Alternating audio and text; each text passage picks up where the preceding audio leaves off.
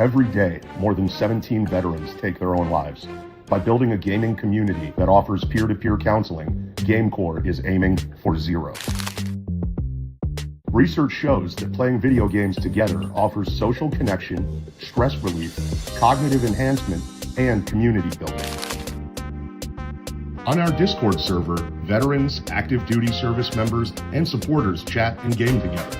Some casual gaming sessions might only involve 2 or 3 people, while other events might include larger groups and be streamed on the GameCore Twitch channel. Most of the time, there is a GameCore member available to lend an ear to anyone who needs it. Join the Discord server. It's free. We are an inclusive community and we don't require anything of our members. If you want to be more involved, there are always opportunities to volunteer.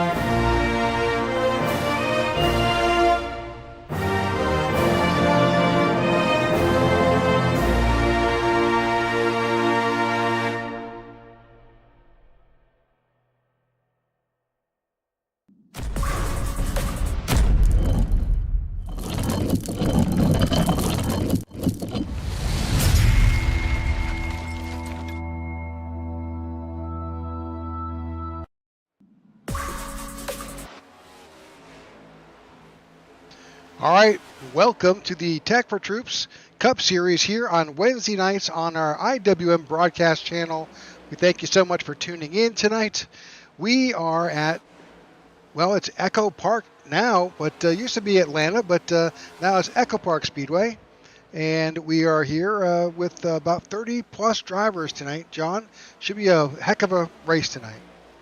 Should be a wild one. It is more of a wild card race because this is a super speedway at EchoPark Speedway. If you're wondering, what the heck is that? What racetrack is that? Well, it's basically just Atlanta. It's Atlanta rebranded. Atlanta Motor Speedway rebranded a little bit on back to EchoPark Speedway. As you can see, the bright green EchoPark signs there and all that fun stuff. So going to be a hectic race tonight here, and I think you're going to see a lot of drafting, a lot of big runs, and kind of anybody's game, I think. I think it could be anybody's race this week. Absolutely. So one of the things that iRacing does is a lot of it is the weather is dynamic. So kind of what's happening in the area kind of translates onto the actual track itself. So let's go ahead and scare folks, and let's bring up the race info. Yeah, absolutely. So 125 laps, and does that read 139 degrees on the track temp, Rick? It does. It is smoking. Yeah, 86 degrees in the air, 139 degrees on the track. You are going to probably burn through some tires a lot more aggressively here than typical because of that temperature. Pit road speed is 45 miles an hour, 3 sets of tires, 1 in the car, 3 in the pits, 75% fuel, and 3 green-white checkers. But that 139 has me a little worried. I think, with these high speeds on the banking here at, I want to say Atlanta, here at EchoPark Speedway, It's going to be a little bit wild. I think it might be a little wild. It certainly could. And anybody who is in the southeast and even parts of the mid-Atlantic and the northeast, we are under a major heat wave. It's around 100 today here in the birthplace of NASCAR here in the Charlotte area. It's been completely ridiculously hot, and that translates to Atlanta. 139 degrees is very warm trackside. It is, and so got about 4 minutes left of practice here, and really quick, Rick, let's just talk about, get them out of the way, get my 3 keys here for tonight's race. Number 1, drafting. It's a drafting track. It's what this track is now, so you have to be in the lead draft and be working with a teammate the whole time, or you're going to be a second to a second and a half off other drivers, and maybe even 2 seconds, depending on where you are in track. Second, speaking about those teammates, you need to be hooked up with your teammates tonight in the draft. If you don't, you might find yourself struggling to make your way through the field. It's all about friends. It's all about making friends, even if they're not your actual teammates, but people that you trust and know.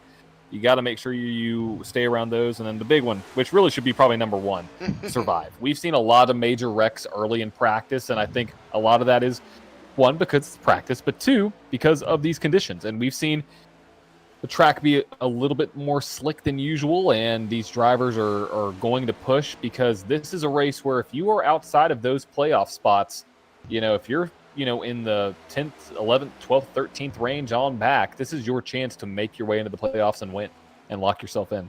Speaking of that, we can bring up the current standings.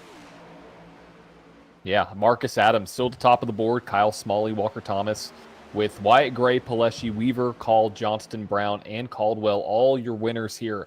And right now, looking at the point gap between Aiden Lucas in 16th and Philip Van Ortwijk there, that's a 12-point gap. So 3 drivers make up, have a gap of 12 points right there. So everybody above that is somewhat safe. Christoph Hall is really the only one that is in somewhat danger. But Sammy Harrell, Chuck Van Scoik, Ty Bostic, Justin Lewis have 1 to 2 race advantages. So we'll see what Justin Lewis is able to do. He hasn't got that win, Rick, but this could be a place where he could find himself and lock himself into the Tech4Troops Cup Series playoffs.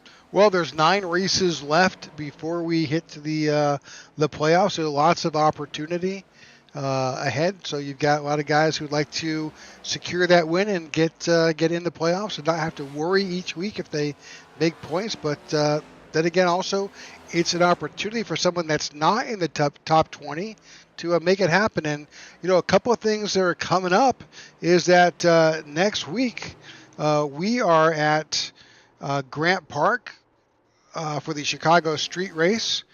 So that's a road course. And then right from there, we go back to Sonoma.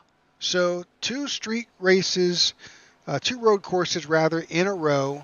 1 street race, 1 road course before we go. And then also, so out of the last 9 races, we have 3 road courses. Wow. I mean, that's you're going to see some of the road course ringers come out and probably rack up multiple wins. So excited to see who's going to do that. But this weekend, this race is going to be absolutely hectic. So currently our car count for tonight, 38 entries. Goodness gracious. It's a big field, Rick. Yep, 54 seconds left of practice, then we'll go into qualifying. But you're right, John. We've got a full field tonight. Nearly 40 drivers have showed up for Atlanta, which is, it's become, there's no other way to describe it. It is a junior super speedway. It really is. So we expect to see 2 wide and 3 wide, lots of drafting. And the thing is, with this track being as fast as it is, one little mistake, you are outside the draft, you could lose a lot. It's only a mile and a half track, and you drop out of the draft, you could find yourself getting lapped within a lap or 2. Yeah, no, it's a dangerous place if you're not in the draft, and so making sure you're up there. That's why it's, I think, key number 1. You can't survive anything if you're not in the draft. But also, it's that kind of cat and mouse game. What are you going to play? How are you going to play this race? And we'll see as we start to see the checkered flag up at the top of the screen and the zeros, that means we are done with practice and we're about to enter qualifying.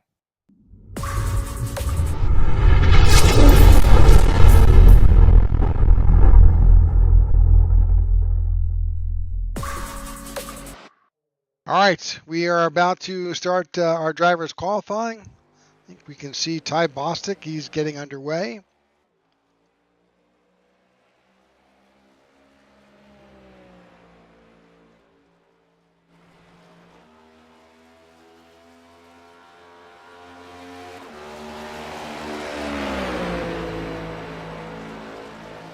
In this race, I think you're going to see probably, and I didn't have this in my notes and in my keys, but I don't think the track position is going to matter as much. Just because, one, of what we've seen in past races, but two, anything can happen.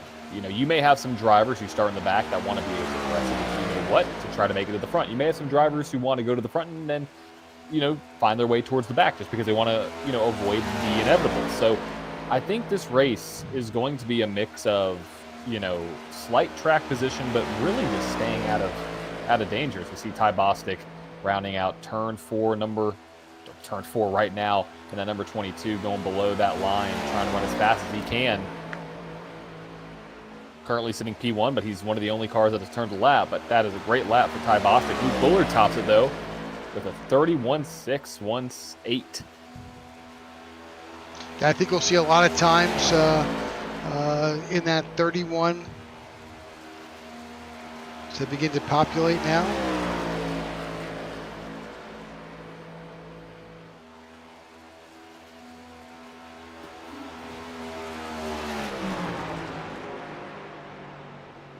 So it's like the second lap potentially is the faster lap.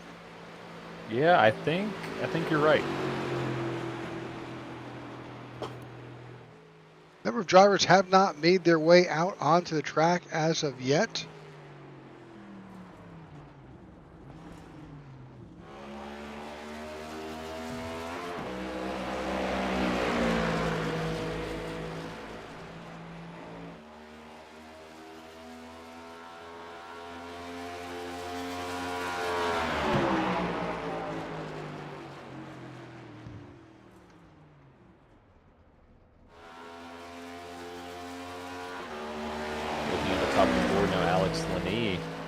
Tops the board. Great run for him. Yeah. Number of drivers are like right there, 31.56, 5.7, 5.8, 5.9, just amazing.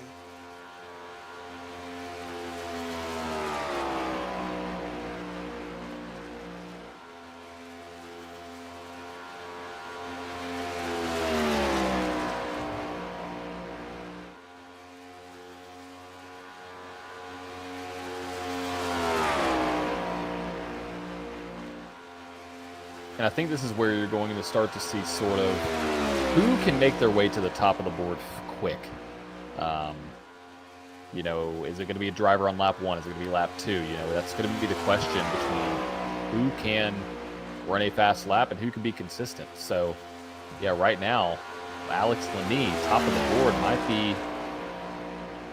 be one of his first poles of the season, I believe. I don't believe he's had a pole yet. Nope, I think you are correct.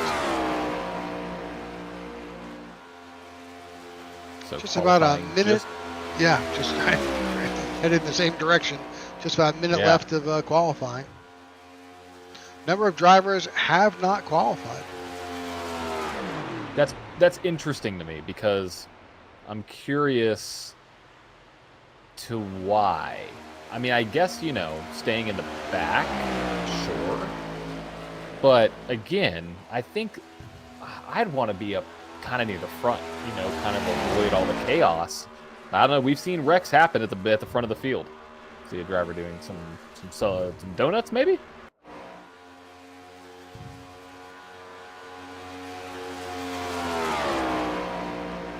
Couple drivers still out. Sammy Harrell.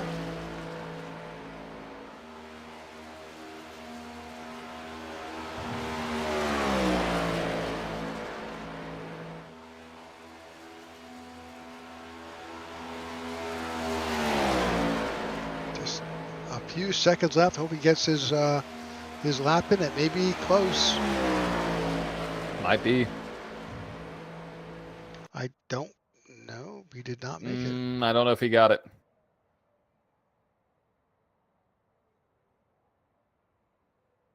All right. Alrighty, here we go. Qualifying is over. Waiting for the someone from the field to get out there.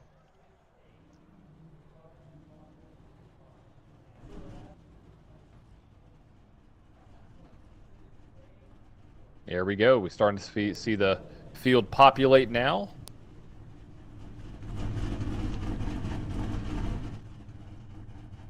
And that should give us a grid. Should. Let's see if we can bring it up. Alrighty, there we go.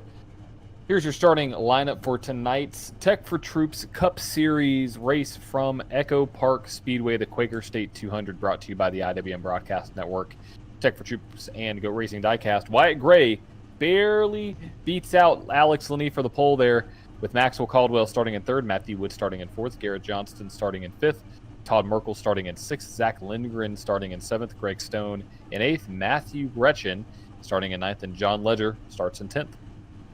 In 11th, you got Ty Bostic. In 12th is Cody Sturgill.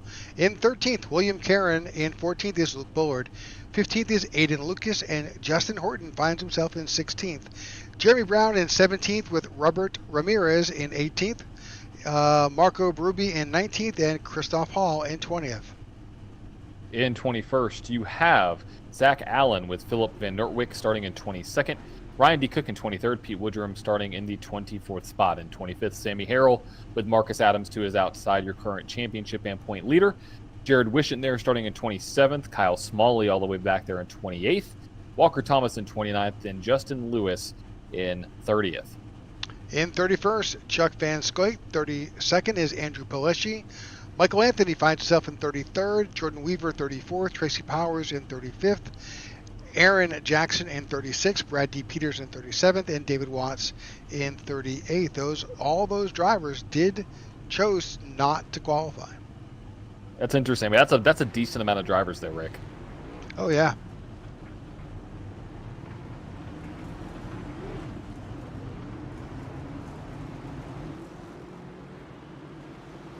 Well, they should be relatively interesting. We've got a couple relatively new names. Not really new. I mean, these are both excellent drivers.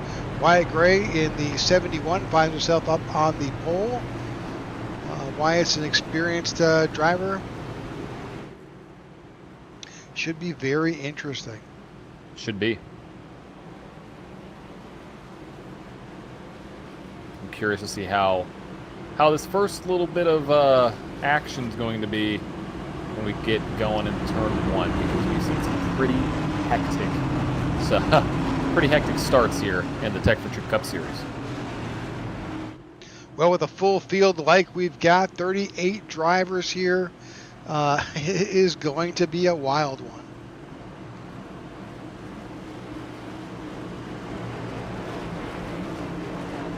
Cars make their way out of turn three.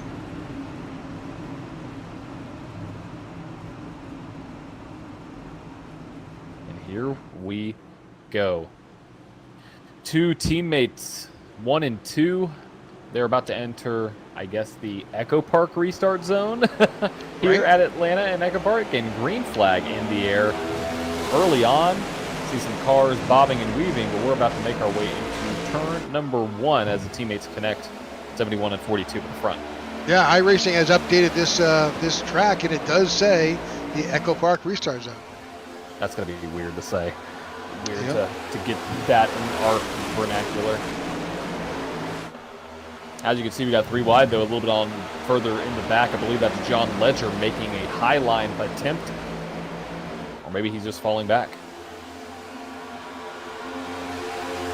Wyatt Gray leads lap number 1. A lot of action early on, lots of slicing and dicing as these guys begin to figure out where they want to be and make up some places. But John Ledger, unfortunately, the big mover backwards, he's back 7 positions. And give it a hand to Cody Sturgill in the 64. He's already +5. And that's what I thought was going to happen here early on, is you're going to see a lot of these drivers, a lot of these cars trying to make their way up to the front of this field as quickly as possible. So we have some drivers like Cody Sturgill up 5 already, Michael Anthony up 5. So this race is going to be pretty busy, I'd imagine. Yep, with this track, like we see in a super speedway, if you're going to take that outside line, you're really going to need some help with somebody you can trust to be behind you and give you a push. And right now it's slim pickings on that high line. It is, and nothing is really being generated up there. Everybody's migrated down to the bottom lane. And you can see these guys as they're going, we'll do the ride with Alex Lee here. The bumps are enormous. Yeah, it's pretty severe. Pretty severe here early on and at this track at EchoPark Speedway.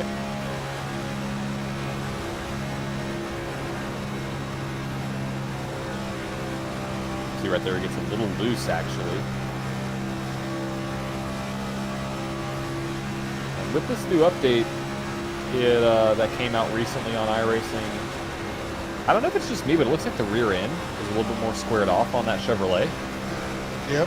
Doesn't look as round to me. I don't know. It might just be how I'm looking at it and then the view we're at. But either way, it looks like that it is bumpy as you know what out there. Yeah, bumpy is not bad, but bumpy at 180 miles an hour is not good. Agreed.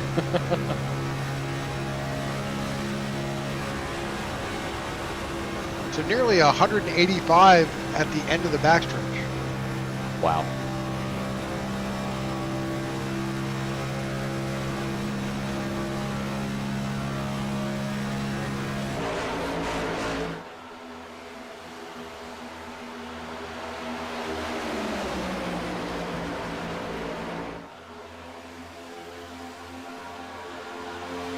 So good racing so far.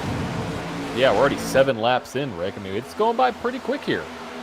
125 laps at about 30 seconds a minute there. You're looking, 30 seconds a lap, rather, is a little over an hour. So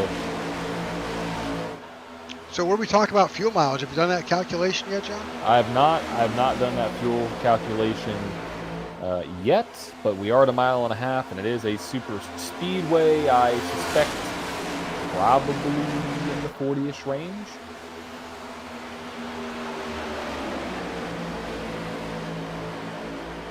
$40 to $50, just to give a rough range there.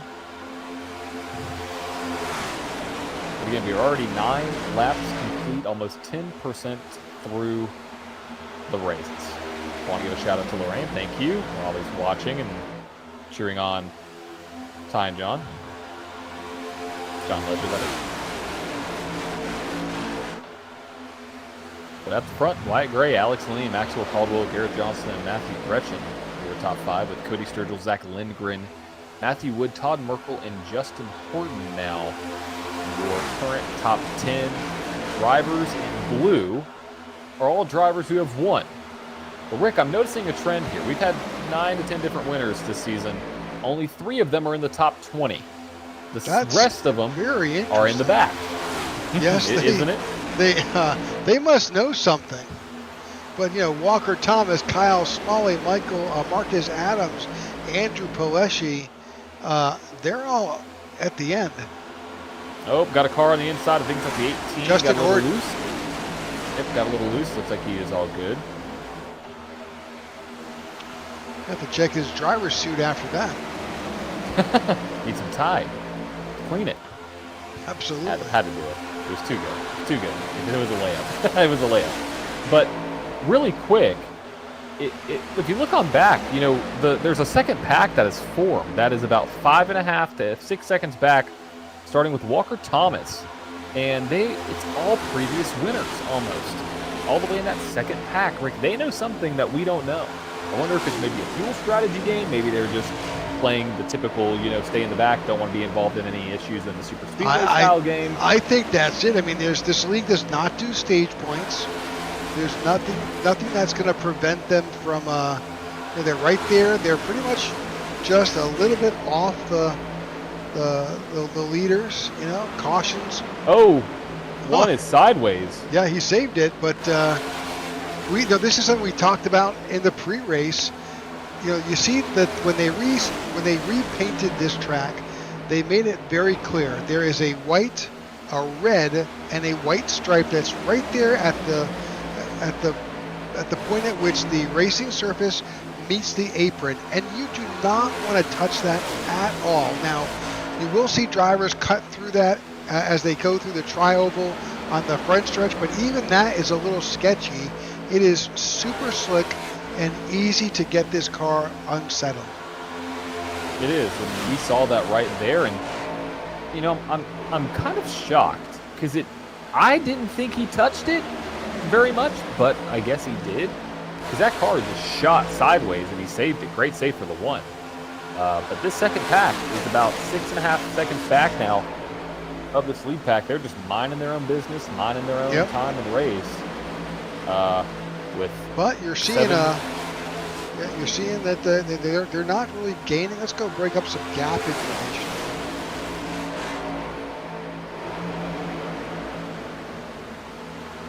Yeah, 6.2 back from the leader, about 3.8 back from John Ledger. So, I mean, it's a strategy.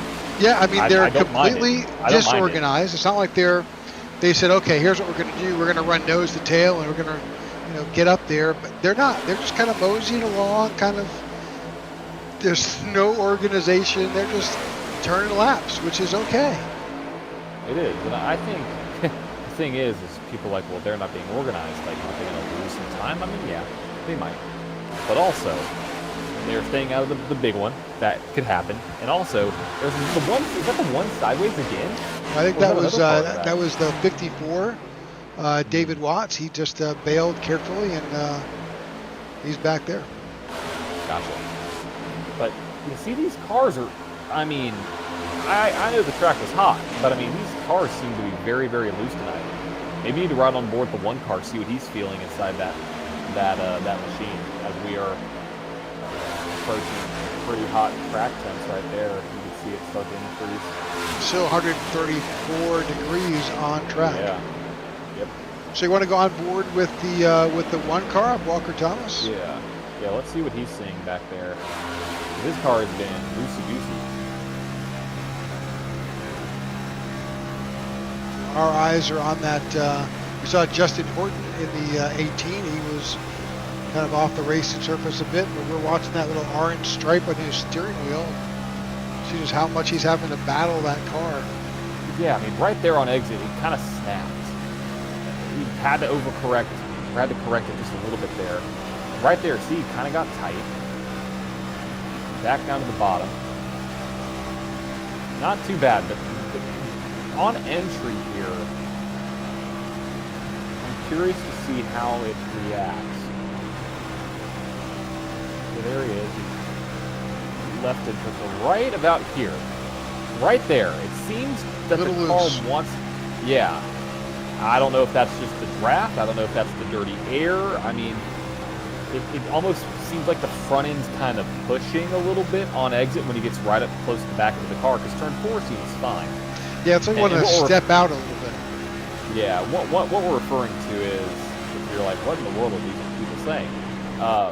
When you suck and get right behind the back end of a car, and especially on corner exit, it takes away what's called downforce on the front of these cars. And basically what downforce is how... Oh, yellow's out. Oh, well, I'll pause that. We have a big old incident in the middle of the field here. They are going to be approaching, and we should be able to see it right there at actually pit entrance.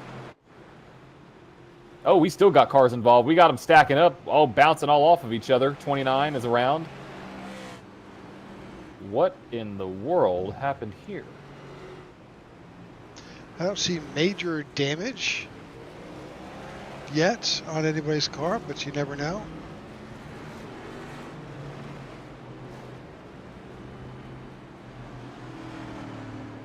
Go back and watch that replay. See what brought out our first caution of the night. About 20% through this race. Drivers are on pit road.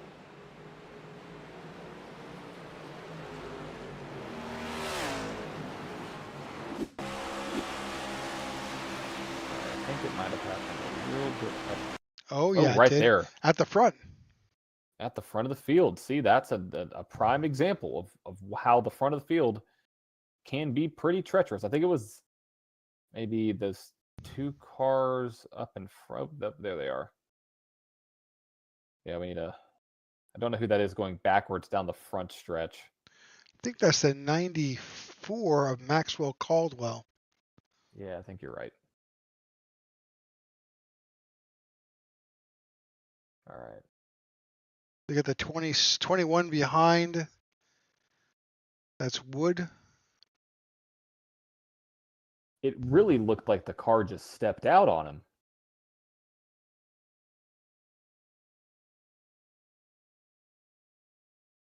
Yeah, look at that. He's getting loose.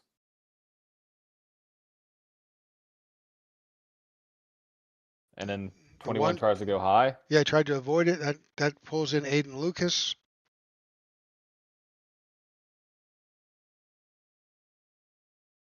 Oh, car getting up on two wheels right there. There's 81 trying to slow down. Just gets in the back of the three of Luke Bullard, and then you have some cars just piling in right here. The whole track's basically blocked. I think there's some more carnage behind these guys. Oh, there it is. There it is. Yep. Yeah. So really just got loose. I'm kind of surprised. Oh, they're still wrecking up here. Yep. Yeah, I'm surprised he got loose right there. Maybe the air that came off the car. I mean, I really don't know. That's an interesting place to kind of lose it. Yeah, we could be. We have heard from last week's update that when the car behind tends to get right up on the bumper, it takes the air off the spoiler. It makes the car super loose. I mean, that could be a factor. Not sure. We'll just keep an eye on it, see what we see. Yeah, that makes me worried for these late race, pushes. I mean, are you gonna basically take the downforce off the back of that car and lift the car up? And that going back to that's what downforce is the air coming across the car, how well it'll stick to the track essentially. So if you remove the air from the front of a car, the car will start to not want to turn. If you remove the air off of the back of a car, well, that car will want to go around because nothing is holding the rear end of the track. So going to be pretty interesting to see how that plays out here as we see Pete Woodrum, Walker Thomas of 23 and 27 spots. Both did not pit. They are at the front of this field. About to take the green flag. There you go. And we're green back here from EchoPark Speedway. Oh, yeah, hold on to it. They did not pit. Everybody else came in and pitted. That's 29, I think it's Pete Woodrum finding himself in a very unusual spot. I wonder if we had a black flag for the 71 or whoever was behind Pete, because he passed him before the start finish. I mean, I guess the green was already out, but here we go. This is a good example of seeing how well these cars are sticking to sticking to the ground. I mean, it looked like these guys are running. Well, there's the car right there in fourth place. I believe that's Garrett Johnson. You saw him get a little loose. Yeah, this might be a big aero battle tonight.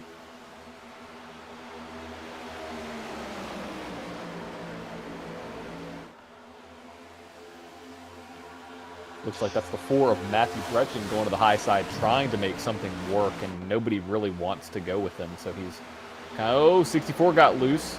Yep, a little bit of the track. That did give an opportunity for the 4 to drop down.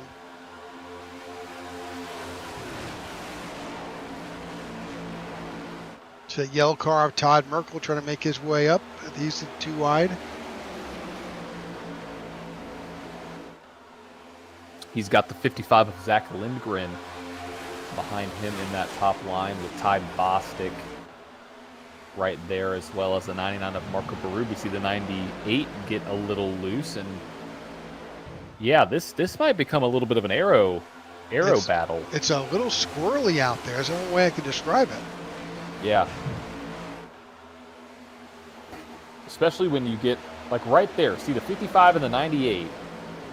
See how that 55 and 98 handles off the corner. They seem to be okay. It just seems to be some cars in some instances. I wonder if it has to do with maybe wheel input, how far somebody's turning. See the 70 or the 2 right there get a little loose. Let's go on board with the 22 of Bostic. He's in the thick of it. Yeah, he's going 3 wide now.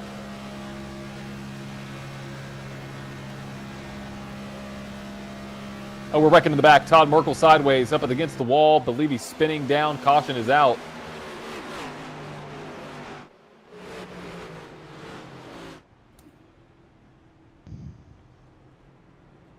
Big damage on the right front of that. He's done for the day. Oh, I don't know if you saw in the rearview mirror of Ty Bostic, but the 2 just rocketed towards the wall.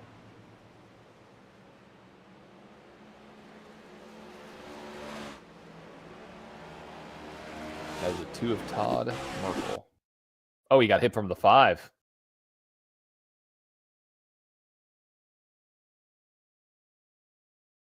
It's like he came down on the 5.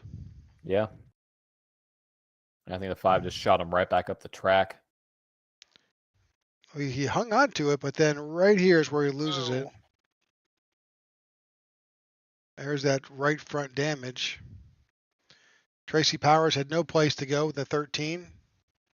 Yeah, nowhere to go for Tracy.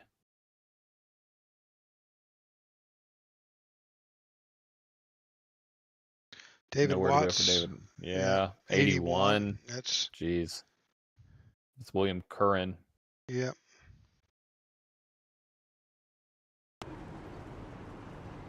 That'll be the end of the day for the 2 car, I believe. As he's limping down pit road.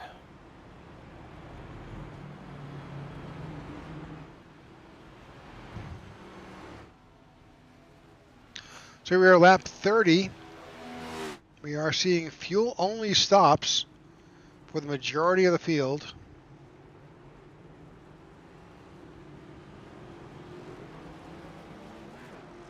Interesting. Number of drivers who came down on lap 21 and got a full for 4 tires and fuel now find themselves cycled up to the front. That includes Jeremy Brown, Ty Bostic, Marco Berube, Greg Stone, Roberto Ramirez, and Sammy Harrell all took 4 tires and fuel on lap 21.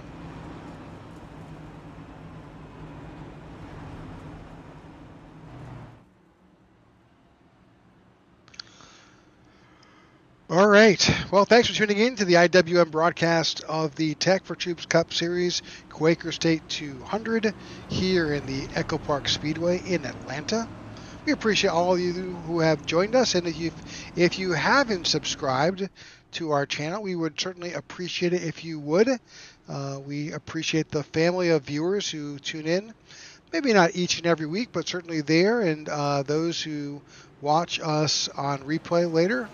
We thank you for that, and we try to do our best to bring you entertaining sim racing here in this league. And obviously, we couldn't do it without our title sponsor, Tech4Troops, amazing charity that works very hard to provide technology for the veteran community and the outreach that they do through the gaming platforms that they support. We certainly could not do it without their help. So if you could, take a look at their website, go find Tech4Troops, and if you can help, we ask that you do. Absolutely fantastic organization. So excited that they've been on board for so long, and absolutely go check them out. Well, the pace car's lights are off. That means we're about to get restarted here in Atlanta. We'll take the green at lap 32. And Jeremy Brown finds himself in control.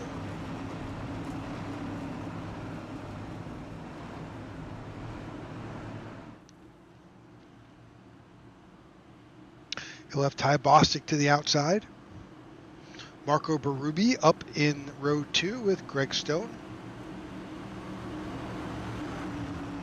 Okay, some new names and new faces this race, John. Oh yeah, a ton of them up there.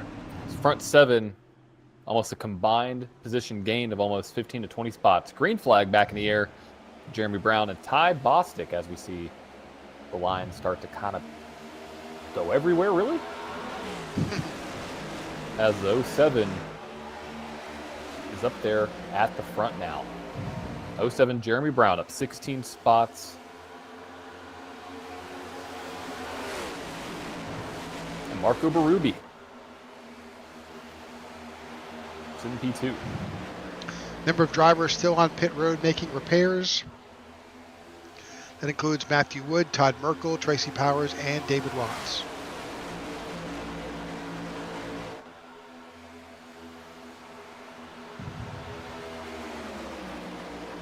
Were you able to figure out the fuel calculation there? Oh, Rick? no, I didn't do it. Let's take a look. It should be pretty decent. Yeah, I was thinking 40 to 50-ish.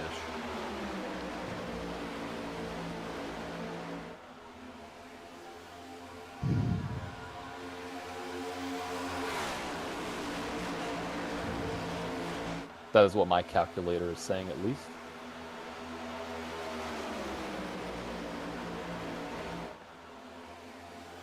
Yep, I got 50. 50? 52, actually, if they ran it dry.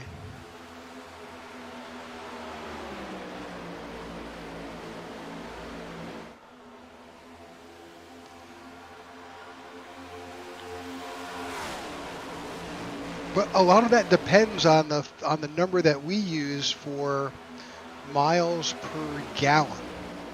Exactly, and those drivers, depending on if you're in the front, if you're in the back, you know, it's going to change to where you depending on where you are in the pack and in the field. Yep.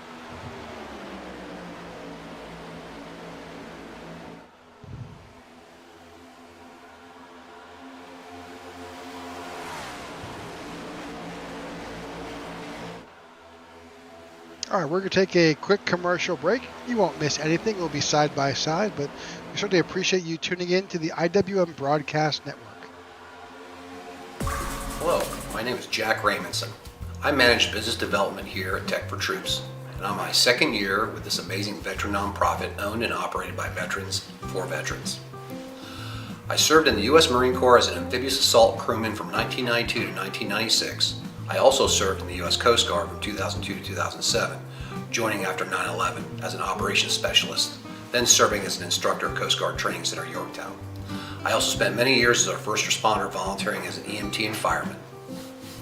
I'm here at Tech4Troops because I believe in our mission to empower veterans and their families with the gift of computers and technology training, as well as our outreach to help curb veteran suicide while providing a safe and meaningful community where veterans are treated with respect and dignity.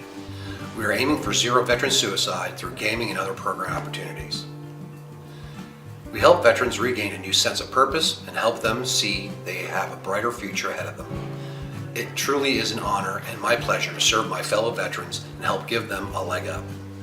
2024 is Tech4Troops' 10th anniversary year, and I ask that you help us support our veterans and their families with a computer donation and or greatly needed financial contribution, so we can help every last veteran in need. Together, you and Tech4Troops can be change makers. Thank you.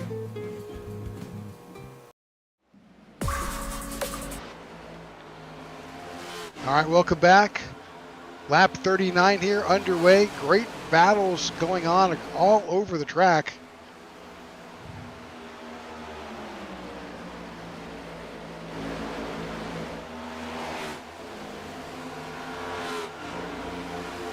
But out in front, Jeremy Brown continues to lead here after that restart with Marco Berube in second, Roberto Ramirez in third, Jared Wishin in fourth, and Zach Lindgren in fifth.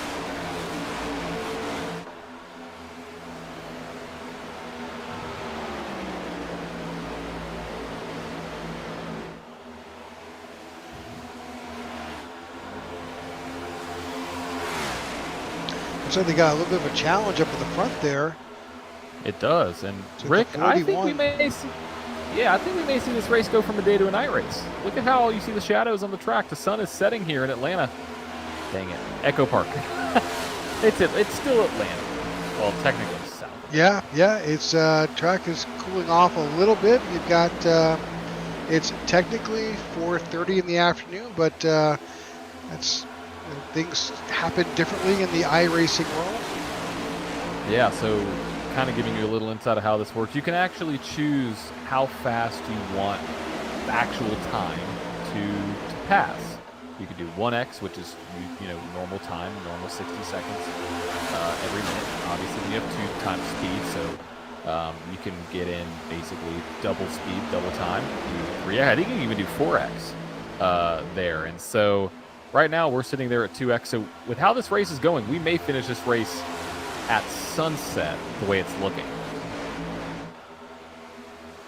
So you made an earlier comment, John, about the lack of previous winners in the top 20. There's only one, Wyatt Gray. I'm telling you, there is something to this magic here. There is something to this, and if I was Wyatt Gray, I would kind of. The fives. We're wrecking. We're wrecking against the wall. He's fine. 2 cars are sideways. Back up the track. Nope. Caution's going to be out. We are wrecking on the front stretch. 64. Doing a Cody Sturgill. Power slide. Oh, don't get into the one.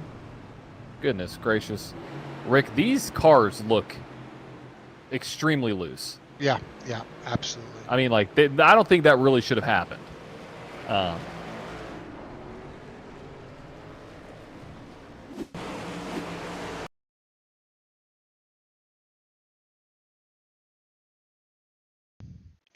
Similar, you got the let's watch what happens here.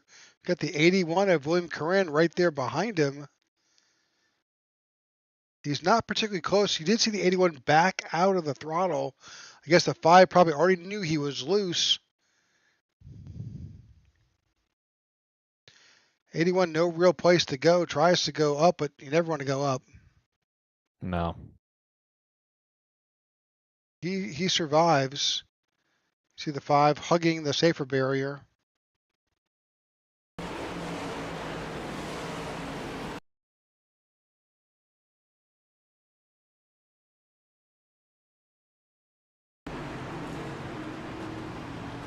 Yeah, it's just tough, Number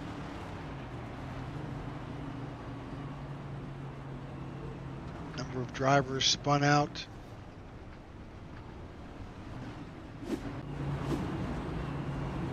All right, got a lot of drivers coming down. Your pole sitter as well. Actually, pole and 1 and 2. That's Wyatt Gray and Alex Lee. They're teammates in both pitting. Getting some fresh Goodyear rubber.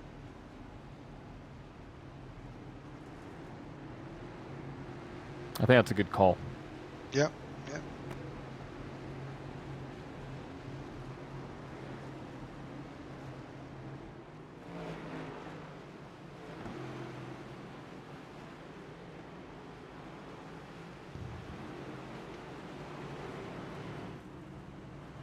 Back up at the front, you've got Jeremy Brown. He will have the 99 of Marco Berube on the restart.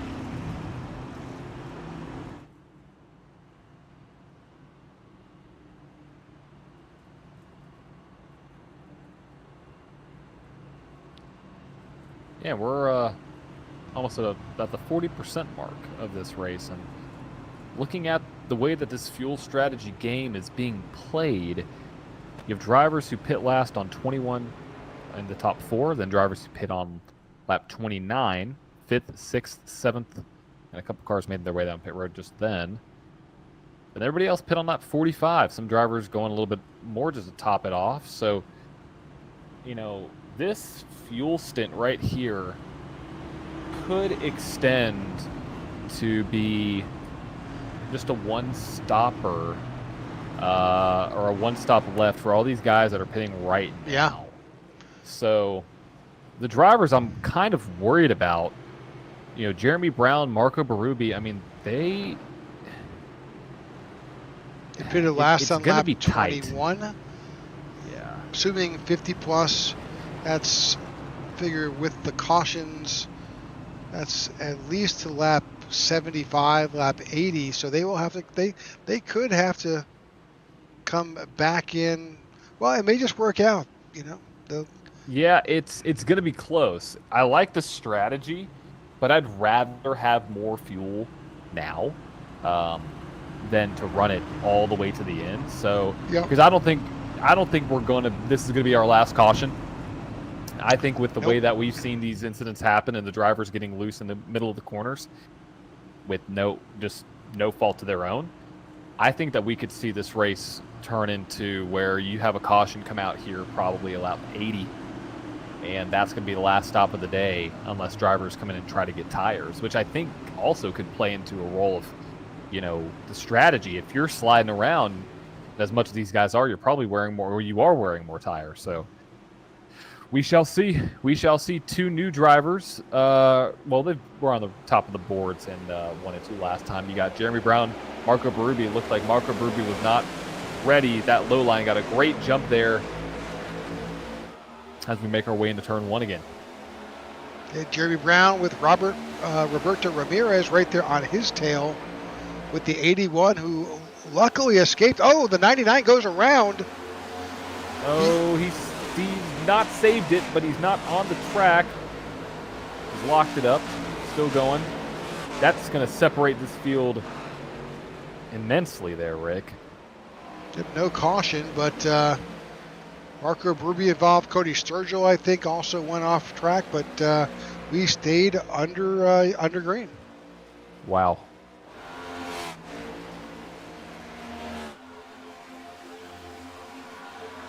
Well, that's certainly shaken up our leaderboard a bit. Oh my gosh, it has. Got Brad D. Peters up there in third.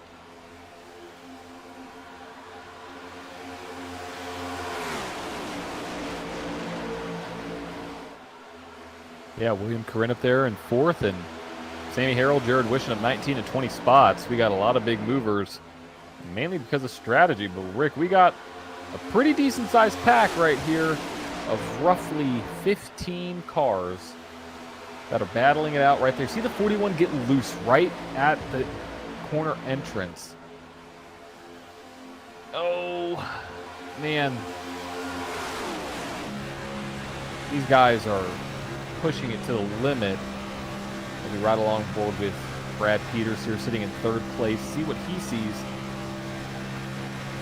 Incorrect there, but not too bad. It's a good run. You got to back out of it. They're too wide behind. You can see that in his rear view. And one big thing that I will have to say is, we're analyzing what's happening up here in the booth, and we don't really know what's going on with the car, and we don't know if that car in front feels like he's getting loose. We don't know if Brad Peters right here is going to get tight on exit and slide up the track. It's so much of a feel game. We can only see it and hear it. We can't actually feel what they're feeling in the car, but it looks like right here it's fairly stable. Yeah, but you saw that Brad had to get completely out of the throttle. I mean, he gets his huge runs. Yeah. And that might what contribute to these cars getting loose. Maybe it's just the shift in weight from being on the throttle to not. I mean, watch this. He's running right up. And that's got the 43 now to his outside. He doesn't have cars in front. The 43 can just let that dog hunt. And, he's got, I think, a little bit of a bump from the 81, a little bit of bump drafting there. Yeah, I mean, he's trying to make something work on the outside. You saw that when we were in the car of Peters at the 43 of Sammy Harrell just jumped to the outside and was not having anything else there in that low line. As you see, William Corinne now gave a shove to the 43, and it seems to work. 40 or 05's a little loose. Yeah, I think that where you would have assumed that in the previous laps that we were watching the 05 get a good run on the 41, that he would just give a little bit of a bump draft to him, but he backed out, which is, I'm assuming, that's something he's familiar with doing. I'm sure he is, but from what we've seen, this car does look a little unstable. He may not know what that car's going to do. Yeah, I mean, it's. I think if we ever have a chain reaction incident where somebody is like slowing down, I see the 25 get loose right there. That's when all these cars start to get, loose. That's when we're going to start to see that happen. As you see the 24 on entry right there. And what I've also noticed is this high line has migrated up the track. They are not crowding that low line down at all. So really the question is, how stable are these cars? Now we do have a lap car coming up, which with these racing conditions, Rick, this might be absolute chaos. But there's a 64 of Cody Sturgill, and these cars are going to catch him going into turn 1. Yep.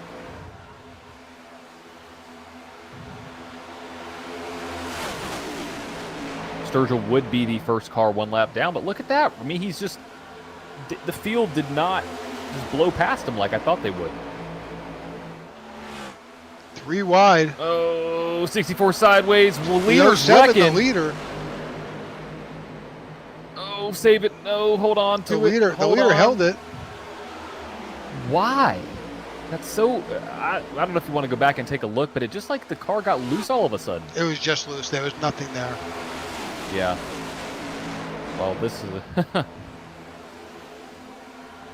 This is going to pose a very, very now, remember, interesting... Jeremy Brown, who was your leader here, he pitted last on lap 21, so he's on old tires. Oh, you see the leader sideways again, and we're wrecking. 60 sideways, 41 sideways, 60 is sideways through the grass. If he comes back up the track, which it looks like he will, we will have a call. Oh, no, he kept it off. What a save. What a save to keep it green. Goodness That's Jared gracious. wishing. Well, Jared, you just proved how good of a driver you were right there. That was amazing. And what we're looking for here is he didn't come back up the track. Like right here, he came back up the track going forward, which is what you want to have happen because for caution purposes. So, but that's the second time, Rick, we've seen the leader completely just lose it. Now, yeah, I will have two to laps. say, yeah, within 2 laps. Our leader, Brad Peters, 36 spots gained. And that is why I said track position was not going to matter much. Now this might pose a little bit of a threat here to the inside. That is the 43 of Sammy Harrell. These cars are just giving everybody fits tonight. Definitely not the most stable tonight. Very, very slippery out there. And we are about to be at how? Hold on, 43.81 is into the 43. Big time incident there. The 5 is trying to block, and we have a caution out on the track. Oh no, that is not going to be a friendly radio. Getting turned on the straightaway is never fun to say. See what happened there with the 43 and the 81 of Williams. Oh, push, just an off-centered push, maybe. Watching, trying to just see where the 43 goes. He's drifting up. 81 is off center. That's exactly what it was. Yep, just got him unstable. And that 43 is going to make heavy contact to the inside wall. Actually, he may be okay. He may be okay. He's got some body damage, but that's about it. I thought he was going to go head first in the wall. Oh, and he came back up the track. Oh. Wow. Well, with that, that puts our entire field, I think, now on pit road. Yep, and it's going to make fuel strategy very, very interesting because we have just about 60 laps to go and 50 laps left until, or about 50 laps on the fuel tank, so they're about 10 laps short right now.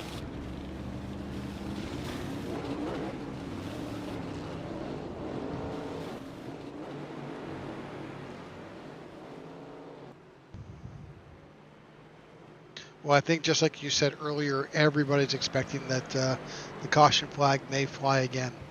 All right, so with that, we're going to take a quick commercial break. We'll be right back. Thanks for tuning in to the IWM Broadcast Network.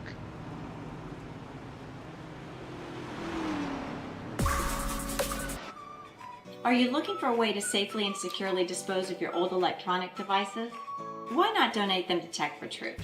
Tech4Troops is a 501c3 nonprofit dedicated to bridging the technology gap for in-need veterans and their families. The donation process is quick and easy. Simply go to tech4troops.org and click on the donate link at the top right-hand side of the page. Scroll down to access the Give Back Box link. To create your shipping label, click Add to Cart and complete the checkout process. The shipping label is good for up to 50 pounds. You can recycle most standard shipping boxes to send in your devices. Oh, don't forget the power cords. Give new life to your old technology by responsibly recycling with Tech4Troops. Help save the environment and support a veteran.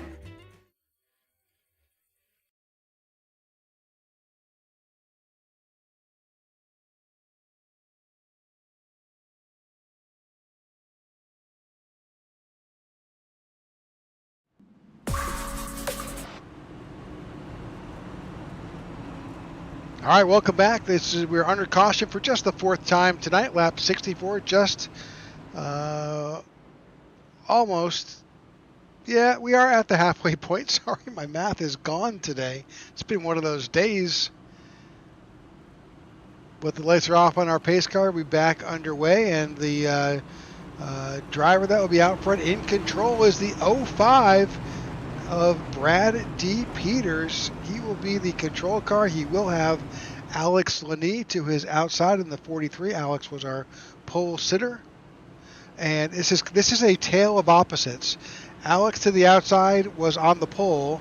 Brad Peters was in the last row, second to last on the start of this race. Wow. Oh, how things can change so quickly. Yep, 64 laps later. All right, here we go. Just past halfway, 60 laps to go at the line. Brad Peters, Alex Linney. We're green back here at EchoPark. Gosh, it's so weird to say. Now, Rick, I'm a little worried because the 24 and the 42 are going to get a massive run of the 05 right here. He can't block both lanes. What is he going to do? He's going to go try to and the block inside. both ways. He's going to try to do it, and here comes the 24 trying to make a move. Shut it down. There's Ty Bostic entering the picture with the 98 of Christoph Hall. He's doing a good job of mirror driving there, let me tell you. Oh, absolutely.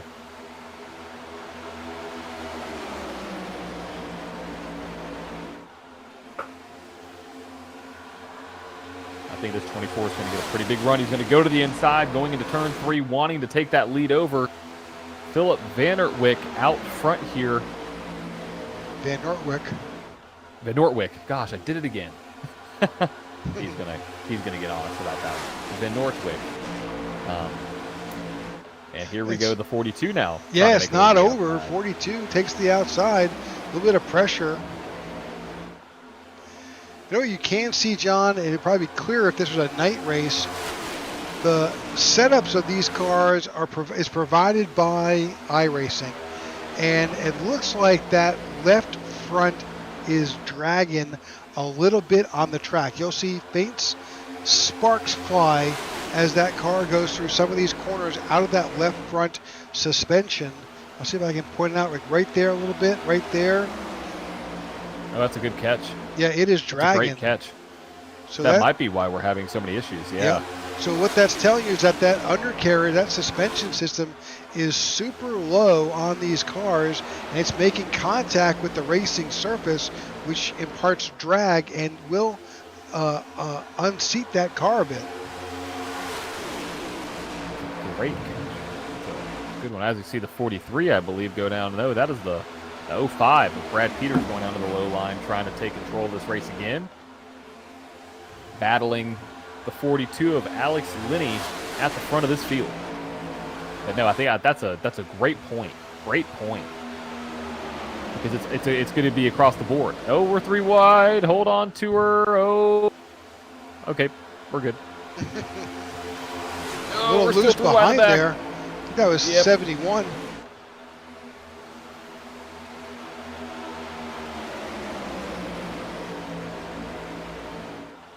Yeah, I mean, you can start to see those sparks a little bit more now. If you're looking for it, you can actually see it as the pack rides together. They're all making contact. Oh, see, the 05 got loose again from the lead. So nowhere's safe. If you're in the lead, you get loose. If you're in the mid-pack, you get loose. If you're in the back, you're just not even a part of the action. But the one leading the action right now, Alex Linney up there with Matthew Gretchen, Garrett Johnson, and Philip Vanderwick. Stop the board. Let's see what happened to this 05.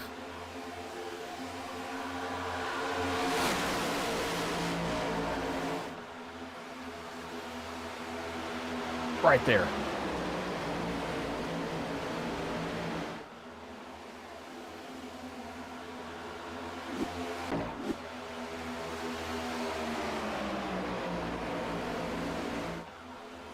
So the 42 of Alex Linney takes over the lead with Matthew Gresham behind. 2 international drivers. They're teaching everybody else how it's done. They definitely are. As we see, almost 3 wide there in the back. Not going to happen. But Matthew Gretchen now up 7 spots from 9th up to 2nd place in that 4 machine, the purple number 4. See it dragging right there. I'm starting to notice it now. I'm looking for it.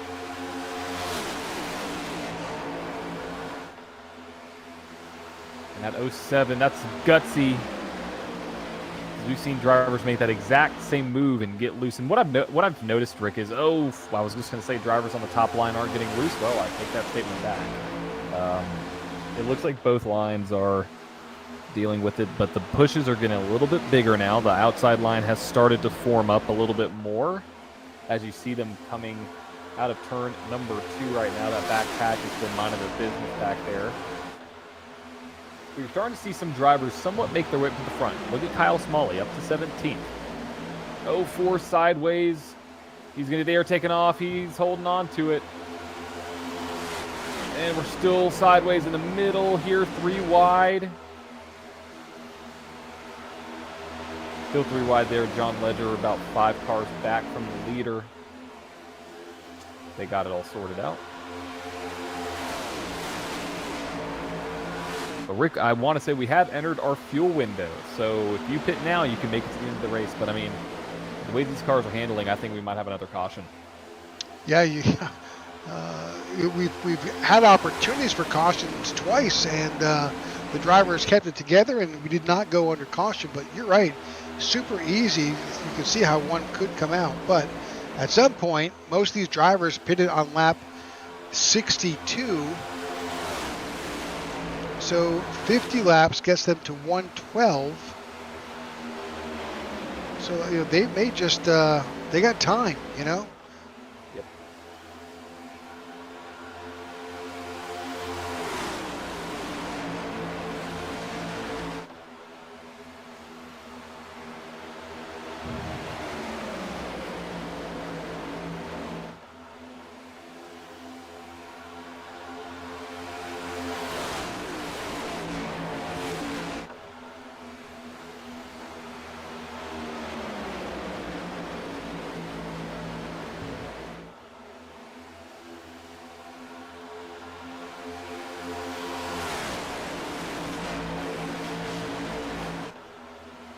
All right, 78 laps complete.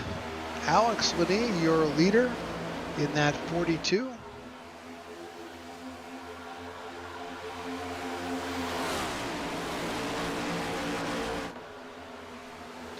Matthew Gresham now finds himself back in 9th or 10th here. That's pretty much of a hornet's nest back there. Oh, that was the 05 again. Loose. Yeah, 05 being a little loose.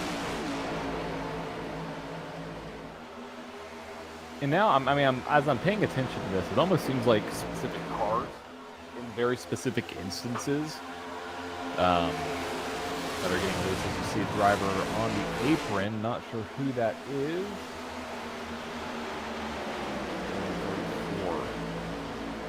Got it figured out.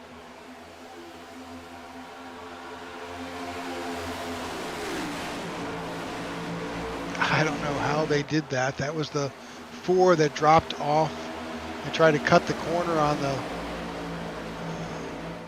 the front stretch and was able to blend right back in within inches of the car in front. That 4 is also off the pace there.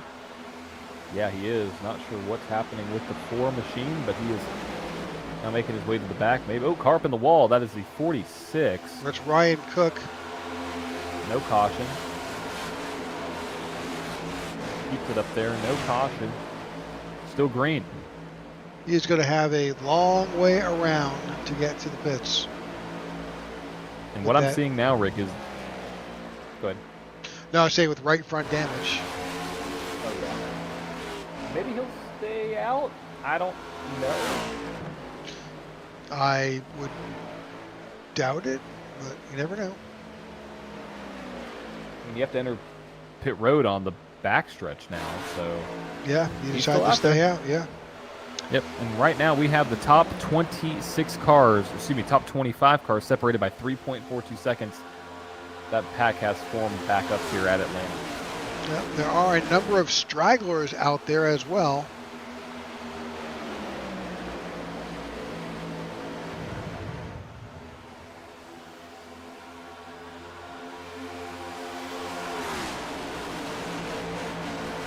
Right now, Alex Lanade, Jeremy Brown, Philip Van Ortwick, Zach Allen, Zach Lindgren were top 5.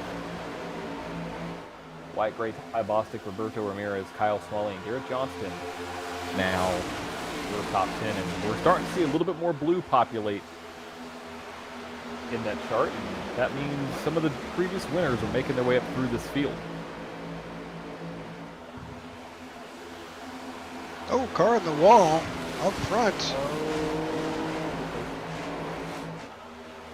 Is that the 81 of William Corinne? It was.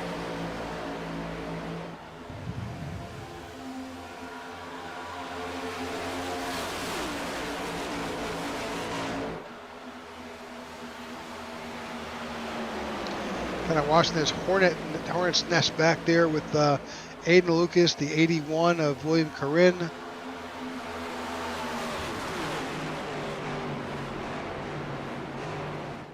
Caution's out for the 5th time. Yeah, we're reckoning turn 3. See the 64 of Cody Sturgill. I think he was involved.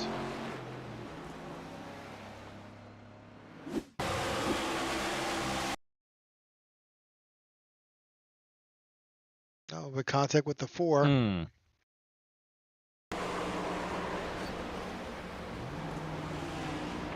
Oh, back up the track. Goodness gracious. And that's what brought out the caution.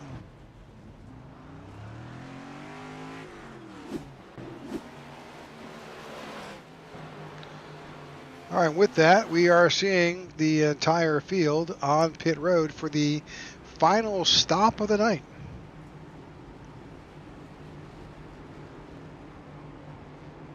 Yeah, this should be it.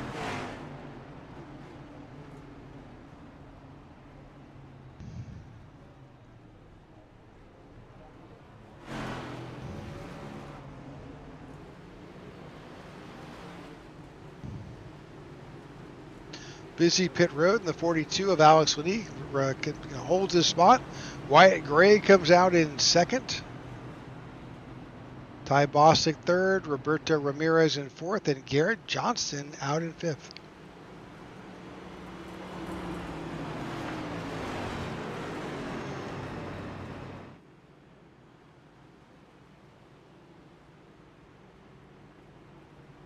But not everybody chose to pit. We'll see. I think Marco Berube did not come in. He pitted last on lap 61, but he'll be back in 22nd position.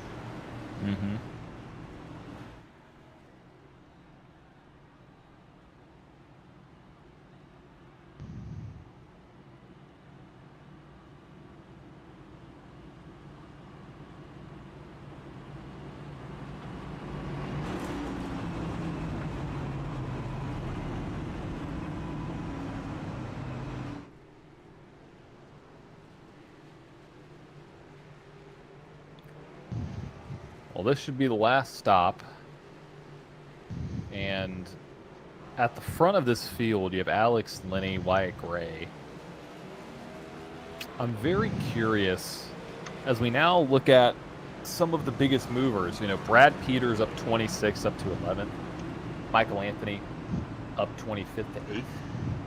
You have a lot of major movers. Kyle Smalley up 22 positions to 6th. You know, we're starting to see some of these previous winners make their way up through the field. I mean, could this be another race where they're just minding their own business and making their way up? And that's what it looks like it could be, as the sun is not quite setting here in Atlanta. It's definitely entered basically golden hour to a point.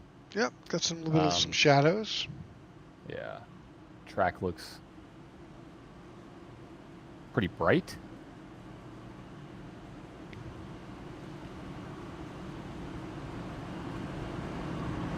About to get back underway here.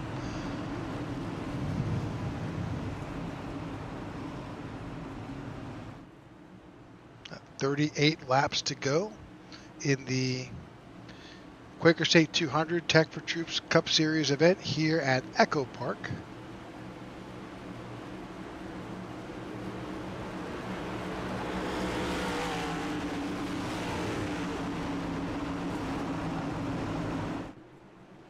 Here we go. They're in the EchoPark restart zone, and green flag back out here at EchoPark Speedway with just about 30 laps, or about 27 laps, maybe 37 laps to go here. As we see some action in the back, and we have another caution on track. Turn 1 and 2, 24 is around.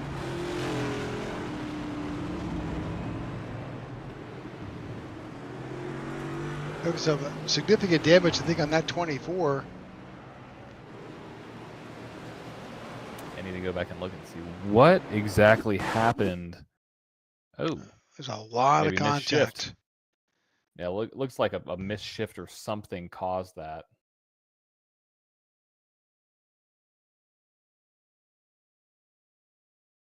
We could ride on board with a 24.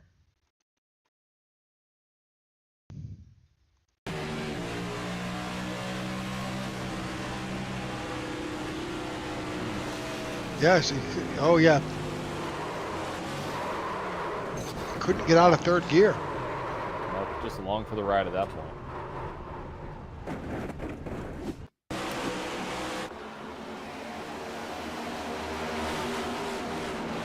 Oh, tough hits. Oh. Number of drivers just squeaked by and avoided contact.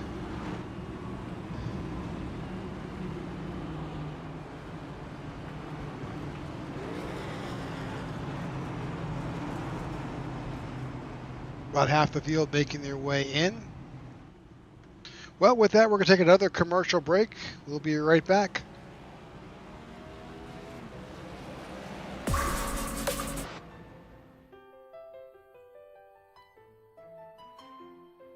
When I got out of the military, I had a hard time translating my military experience into the civilian world. I'll be honest with you, if it wasn't for my wife, I probably would have been that homeless or impoverished vet. But it can be easier with the right support. I'm Mark Casper, and I'm the Executive Director of Tech4Troops. In today's world, you have to have a computer to be able to apply for jobs. Our mission is to empower veterans in need with computers and training to get back in the workforce.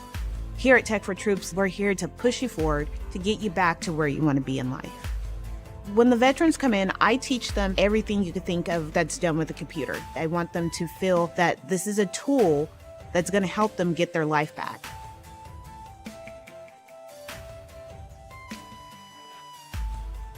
I went into a kind of a deep depression. Eventually, I lost my job and I was out on the street. The computer was able to connect me to the web, and I was able to start putting resumes out.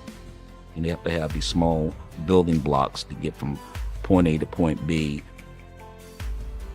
I'm not worried about employment anymore.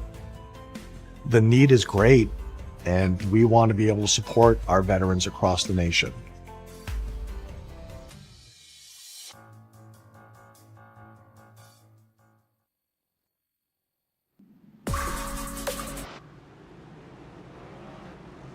All right, welcome back to the Tech4Troops Cup Series here on the IWM Broadcast Network. We are at the EchoPark Speedway, formerly known as Atlanta, for the Quaker State 200. Lights are off on the pace car, sixth caution of the night. 91 laps complete.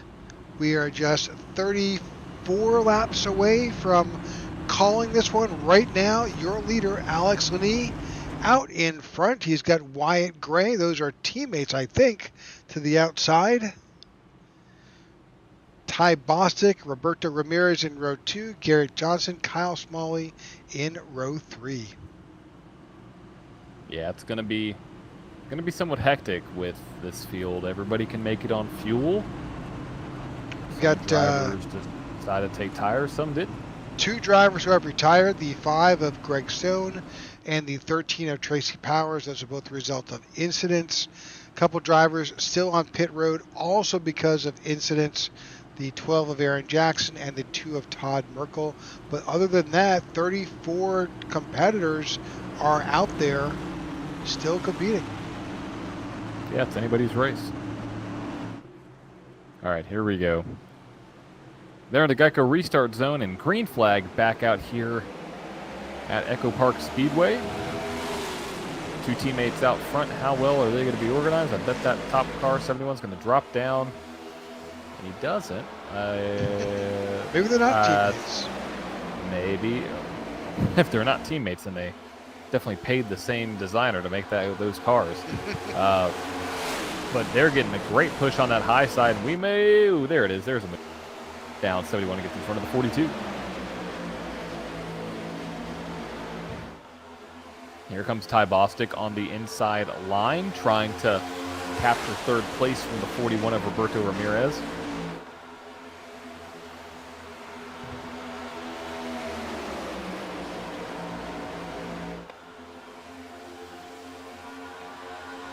You see everybody trying to make their way to the bottom line.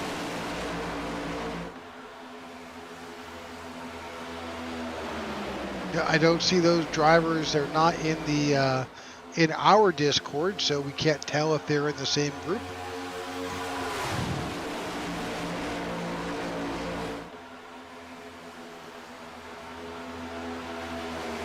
Wyatt Gray on top, previous winner here.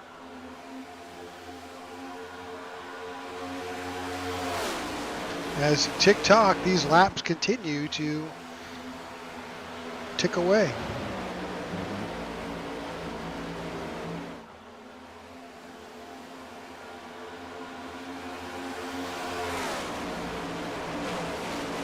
Cars further on back or up near the wall, flirting with that safer barrier.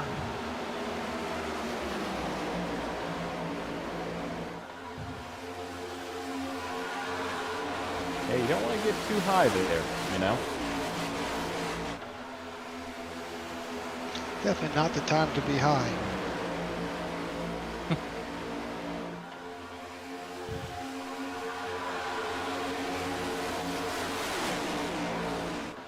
Looks like we have, look at that, look on the blue, all those blue. I think that's about 7 drivers right there, 6, 7 drivers in the top 20 out of our 10 that have won. Jordan Weaver, Maxwell Caldwell, Kyle Smalley, Walker Thomas, Garrett Johnson, and Wyatt Gray. And it's interesting how we've seen them start to navigate their way up to the front as this race winds down. But could somebody else stamp their way? Oh, hold on to it, That was close. That was Walker Thomas that just kind of stepped out. Not sure what happened to him. He's been battling that car all night long. Yeah, and like I was saying before, it seems like there's specific cars that it's worse than others. So we'll see how he handles this thing as this race dives down. 28 to go. That's a Ford. We'll keep an eye on the Fords. Yeah, we know all the cars are scraping. Just pay attention to maybe some specific manufacturers and see if that's the cause. 94 and the 0 going 3 wide right behind these guys. They handle it well. Well, we still have some 3 wide action down the back straight. There's 98 on the low line. That teal car. Christoph Hall down below, 55 in the middle. That's Zach Lindgren right there in the back. Trapped. He's got no place to go. He can't go low. He can't go high. There's John Ledger now going to the inside. Trying to make up some ground, but out front, light gray. Alex Linney, top 2. Ty Bostic, Garrett Johnson, Roberto Ramirez. Your current top 5, and we are starting to field trying to get that high line working, and I think if we see a couple more cars get up there, this could be a multi-groove race with that. Oh, big checkup out of the 42. Slowed up that entire low line. This is going to play into the hands of everybody up in that second groove, being led by, I believe, that is the 51 machine of Kyle Smalley. Kyle Smalley is no stranger to the front. He has previous winner, multiple wrecking wins. in the back. Wrecking in the back. Don't know if we're going to get a caution. The car was sideways. I think it was a red car. Don't see anything. It was a 31, I think, a Marcus Adams that got sideways. He definitely has some left front damage on that car. Or, sorry, right side damage, rather. Yeah, not sure exactly what happened. Just saw him up against the wall. Now with 24 laps to go, just about 12 minutes of time left in this race. And also want to say, if you haven't watched our broadcast or don't know, we do interview the top 3 finishers. So Ray, Linney, and Boston, if those are your favorite drivers out there, well, we might interview them if they keep on this track towards the end with now 23 to go at the line. It doesn't seem like that outside line can really form up though, Rick. Yeah, it's certainly struggling. Marcus Adams is now on pit road after that incident. No, I mean, it does not look like they're disorganized. They seem to have it together, but see the 41 just moved up there to try and help. That's Roberto Ramirez trying to gain. Oh, Ty Bostic also thought he was going to go up, but the 22 stayed down. And I think if the 51 were to push the 41, they may be able to make a little bit roundup. And so they've been around that 4th or 5th place car on the bottom line. We'll see if there's any pushes right here. Yep, there should be a shove going into turn 3. A little bit of one right there trying to rocket this front line forward, or this high line forward rather.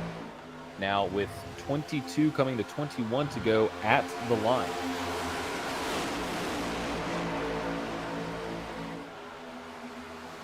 You've got some great drivers there. The 41 of Roberto Ramirez. You got the 51 of Smalley. You got the 1 of Walker Thomas. All, Smalley and Thomas, both previous winners here. But I just don't think the car is able to make it pay off. Yeah, the way that I'm watching the run work on the high line is that the 51 gives a shove to the 41. The 41 jumps out pretty far in the corners, and then the 51 just loses so much time, and they haven't made it up any ground. They've actually lost ground.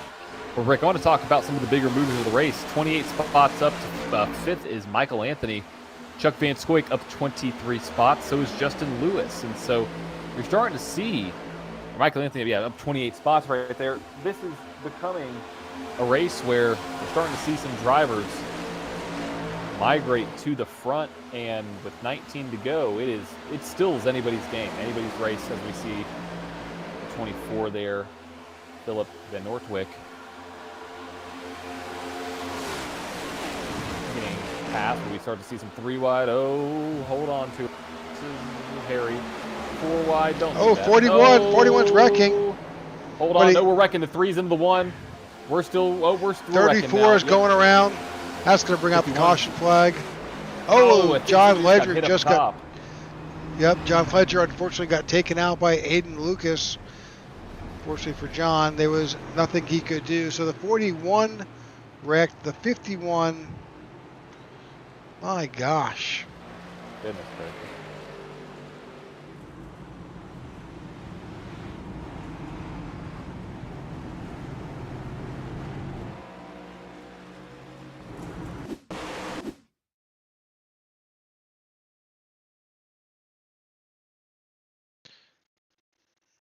So no good really comes from three wide racing, but well, unless you're a Talladega, but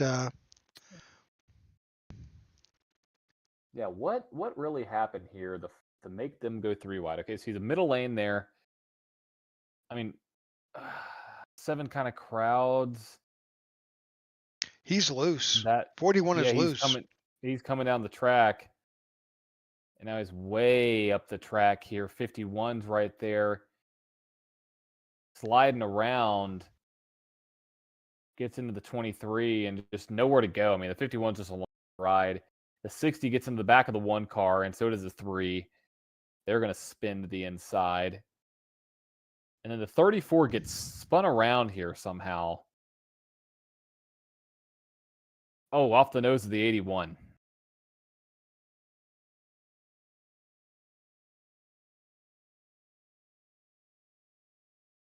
Big hit for the 51 right there.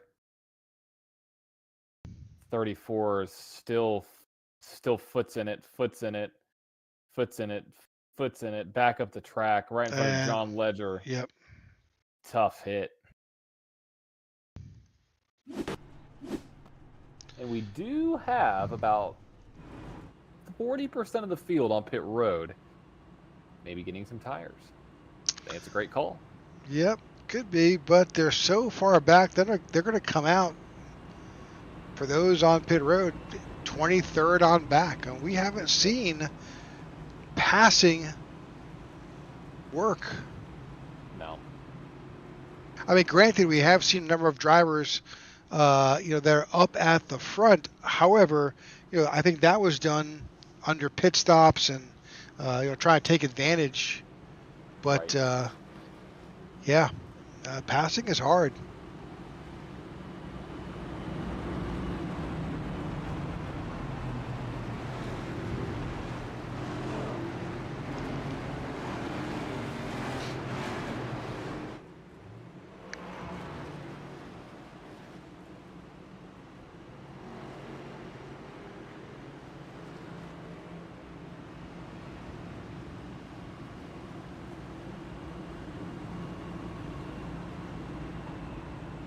We're going to have just about 15 laps to go at the line. Man. All right. 15 laps to go. You've got Wyatt Gray, Alex Linney still at the front. However, Zach Allen in the 25 now finds himself up to third with Garrett Johnston. They're both there in that second row. Justin Lewis and Walker Thomas now in row 3 with Jared Wishon and Luke Bullard in 4. Very interesting blend. You've got some guys who need a win and some guys who've already got a win, all blended together up front. It is just not going to finish this way. I just feel it. Not at all. Not at all. All right. Here we go. There, the Geico restart zone. Green flag, back out. Yeah, or the EchoPark restart zone. Goodness gracious. I knew it was going to happen. I knew it was going to happen. Yeah, second time, actually. Oh, well, thanks. You're welcome. Keeping count now. So, looking at the top now. Oh, man, they almost wrecked right up front. Yeah, they're getting pretty aggressive now. See the 15 of Garrett Johnson jump to the outside. 71 blocks, then goes back down to the low line, gets in front of the 7 car of Justin Lewis.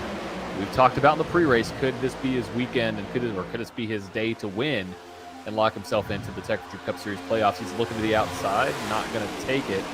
14 to go at the line. They are just nose to tail here. We have not seen that here in Atlanta at all tonight. And with how we felt the car was fairly unstable, well, they're kind of making it work. Oh, nose. Oh. The Ford tapped the rear of the one. He kept it together. I thought it was going to spin the 60. Yeah, I thought that was just going to have an accordion effect all the way to the back, but it doesn't, thank goodness. Yeah, here we go, though. 13 laps to go. When is the move going to happen? I think we're going to get in that same situation. The high line is just not going to be able to maneuver around because it looks like the cars just don't work very well. Now we see some action going on mid-pack. So the 14 jumps down. Yeah, the 14 just found, I don't know how he shoehorned himself in here, but he definitely made that spot work. Yeah. Now 12 to go. Get the 42 there, pushing the 15, trying to get a run. See a lap car potentially up there. But that high line is slowly falling back. Oh man, these cars are getting loose. 42's loose, 25's on his bumper.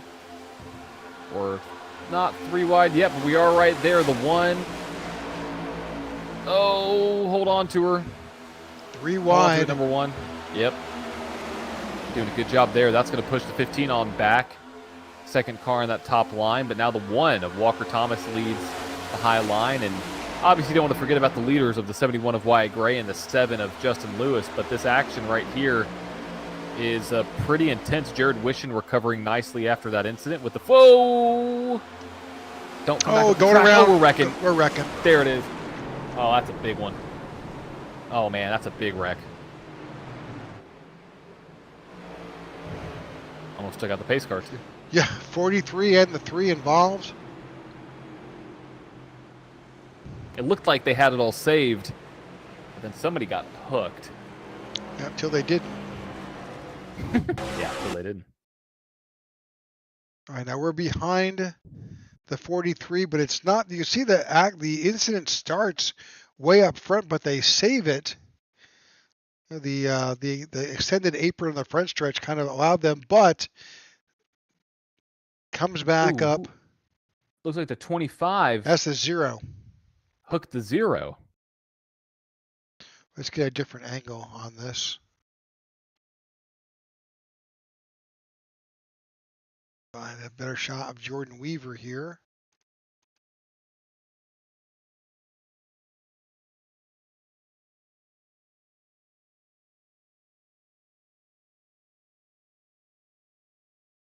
The 0 comes all the way down and has major contact with the 14. Is that the 0 is the second car, and there's a 25. Oh, just gets right into the right rear of the 0. Then the 0 gets into the left rear of the 81, and then from that point on, it's just cars sliding everywhere. It's the That's 5 cars. Sheet right metal there. ballet. Play some classical music over this. Tough hit for a lot of these cars and drivers.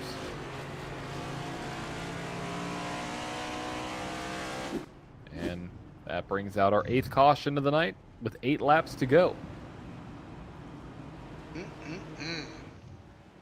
At the front of the field, we have the 71 of Wyatt Gray and Justin Lewis, Jared Wish, and Matthew Gretchen, and Ty Bostic, your top 5. Biggest mover of the race right now, Justin Lewis, up 28 positions, up to 2nd place.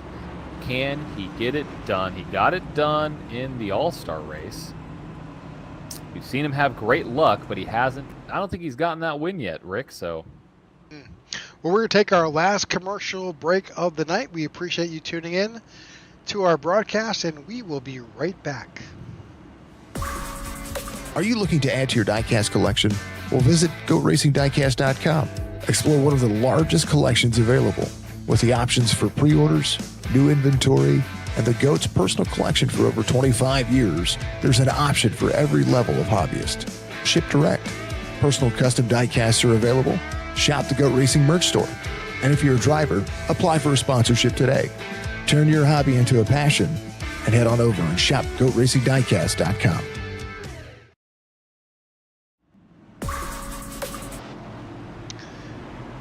All right, we're coming back from our 8th caution, just 7 laps to go, 6 at the line. Could this be another win for Wyatt Gray? Could this be a first-time win for Justin Lewis? He's been a bridesmaid. Can he be the bride? We shall see.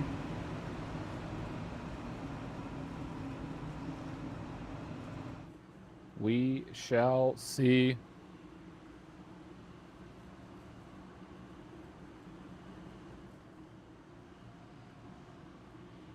Because right now, I mean, looking at the top of the boards here, you have a lot of hungry dogs up there that want to get a win that haven't. I mean, 7 out of the top 10 have not won a race.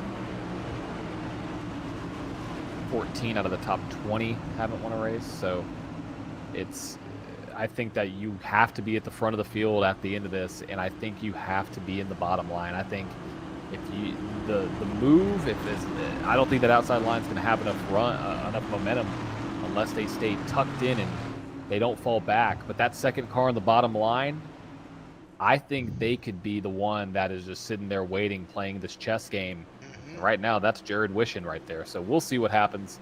They're in the EchoPark restart zone. Green flag back in the air with 6 laps to go. And look at Justin Lewis jump down. Yeah, he didn't waste any time. Nope. No, that's a great move. Great move for him. Not going to get caught. And nobody wants to be in that top line, but the only way to move up there would be to potentially be in that top line. So it's the risk versus reward as we start to make our way into 3 and 4. Yeah, unless you put a bumper to somebody. See carp in the wall. I believe that's Kyle Smalley in the back. Well, we got 5 laps to go here. Wyatt Gray up front. See Chuck Van Scoik, I think, trying to make his way up to the high side, getting a push from the 4. Oh, yeah, he's up to 7th. Can never count out these GOAT Racing guys. They always find a way.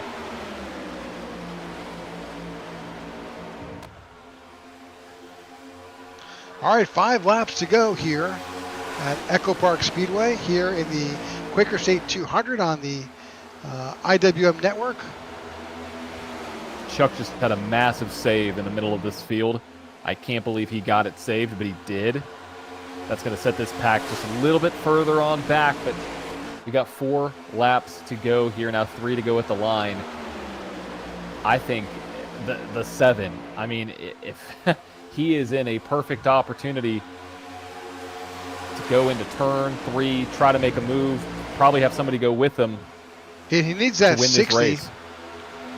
To do something to go with them, because just fouling in the airstream of the 71 is not going to get it. No, not at all. Here we go. The second pack has made its way up to this front one again. Now coming to, the 71 opened the door. Oh, I thought the 7 was going to try to sneak under there. 2 laps to go at the line. And Rick, I believe going below the white and red is allowed here. Is it or no? Because I saw them doing it in qualifying. Yeah, you can do it. Okay, well, here we go. Down the backstretch for the second to last time.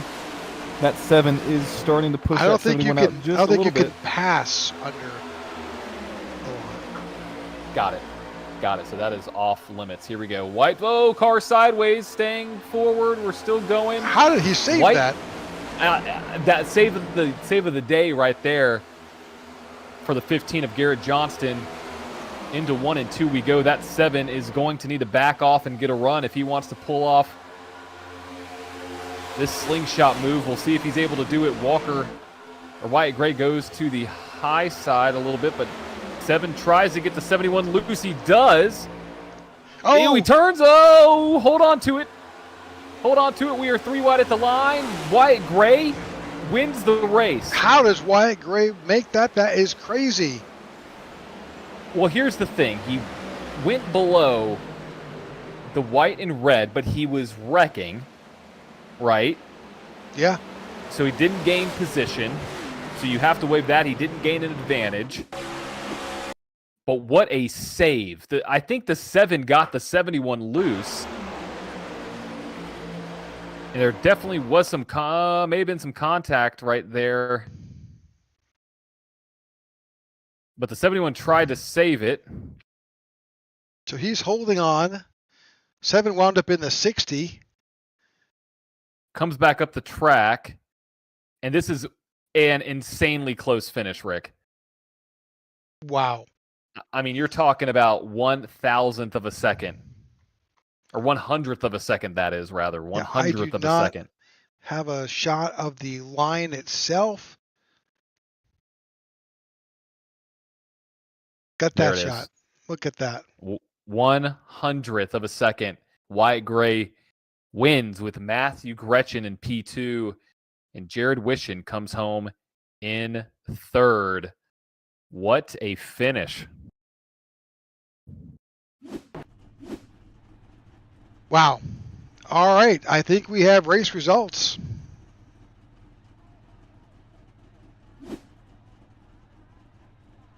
All right, here we go for the night's finishing final results for the Quaker State 200 here at EchoPark Speedway and the Tech4Troops Cup Series, brought to you by the Tech4Troops and Goat Racing Diecast and the IWM Broadcast Network. We have Wyatt Gray winning in a spectacular fashion, with Matthew Gretchen coming home in 2nd, Jared Wishon in 3rd. We're going to interview all 3 of those drivers, so don't go away. Justin Lewis, tough break, finishes in 4th with Michael Anthony in 5th, Ty Bostic in 6th, Jeremy Brown in 7th, Zach Allen in 8th, Zach Lindgren in 9th, and Walker Thomas finishes in 10th. Chuck Van Scoik finishes in 11th. You got Christoph Hall in 12th, Garrett Johnson in 13th, Andrew Palesci in 14th, Marco Ruby in 15th, Cody Sturgill in 16th, Maxwell Caldwell in 17th, in 18th, John Ledger, 19th is Kyle Smalley, and Ryan D. Cook in 20th. In 21st, you have Pete Woodrum. In 22nd, you have Phil Van Ortwick. In 23rd, Alex Linney. 24th, Sammy Harrell. 25th, Brad D. Peters. 26th, Matthew Wood. 27th, Roberto Ramirez. 28th, Jordan Weaver. 29th, William Corinne. And in 30th, Justin Horton. Luke Bullard finds himself in 31st with Aiden Lucas in 32nd, David Watson 33rd, Marcus Adams in 34th, Greg Stone in 35th, Aaron Jackson 36th, Todd Merkel in 37th, and Tracy Powers rounds out the field in 38th. All right, and with that, we do have drivers waiting out, so let's grab Mr. Jared Wishon. We don't have Jared Wishon. Let's see if we can find Jared Wishon.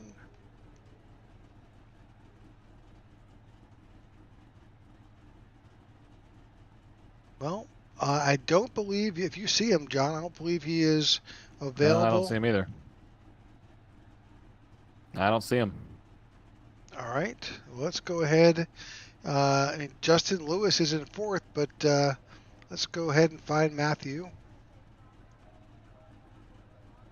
All right, Matthew, congratulations on your 2nd place finish. Thank you. That was a wild ride. Yeah, I was just trying to avoid all the carnage and not, mess up my teammate too much. Well, who are you teammates with? I'm sorry if I missed that. Wyatt Gray. Okay, well, there you go. So, yeah, congratulations for your team. Man, it was a heck of a battle. Tell us a little bit about this car. It seemed from the booth, it seemed awfully loose. Yeah, the track temp was super high, and it just made the cars very hard to deal with, especially on older tires. So tires and track position were really the key to all of this. I on the final run there, I think the only one on newer tires, and I was able to make my way up from like 15th. Wow. Well, congratulations on your 2nd place finish. Great results for your team.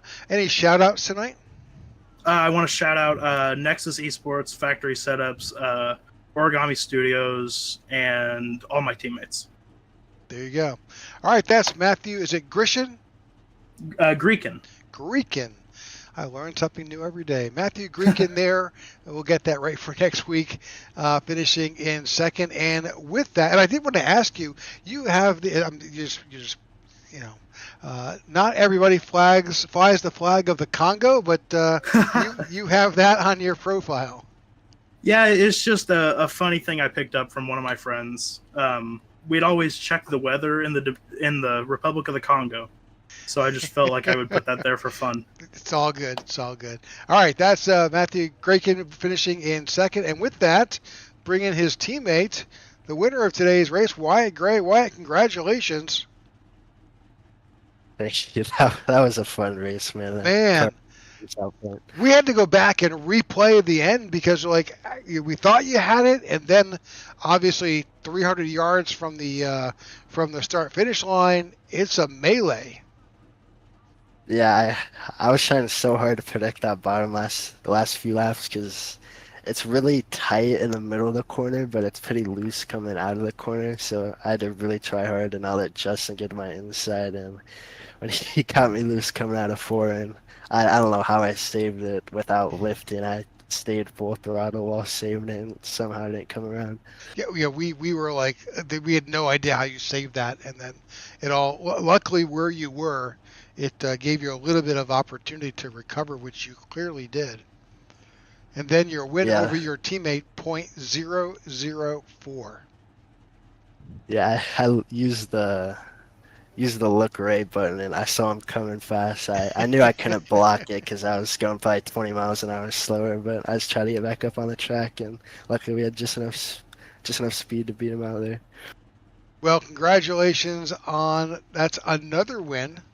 But congratulations on your win here. This is always a wild track. Yeah, I appreciate that. So next week we are, well, really for the next couple of weeks, how's your road course skills? COTA earlier this year was my first time running the Cup car at a road course, but I wrecked lap 1 at Road America, but I got it all fixed, and I actually had pretty decent pace, I think. They updated the tire model a couple weeks ago, and I think I've had a better job of figuring out the road courses with that tire. Well, we'll be at Chicago for next week, and then we go to Sonoma, so looks like we got some more time to learn this car on a road course. Yeah, they're always chaotic, but hopefully we can get some good runs. John, any comments? Just want to say congrats on an amazing win, Wyatt. I mean, way to hang on to that thing. It was a tough race, I know for sure. So congrats to you on another one, and also want to say thank you for everybody who's watched tonight. And if you haven't already, make sure to subscribe and make sure to tune in tomorrow night for the INRS. They will be here at EchoPark Speedway. And make sure you tune in next week. Actually, just for Wednesday night next week, Rick. Yep, next 2 weeks will be Wednesday night only. Yep. All right, so with that, your winner, Wyatt Gray, celebrates and hoists that cup of victory here in Atlanta at EchoPark Speedway, and then we'll hope to see you all next week. From Rick and John here in the booth, thanks and have a great night. Good night, folks.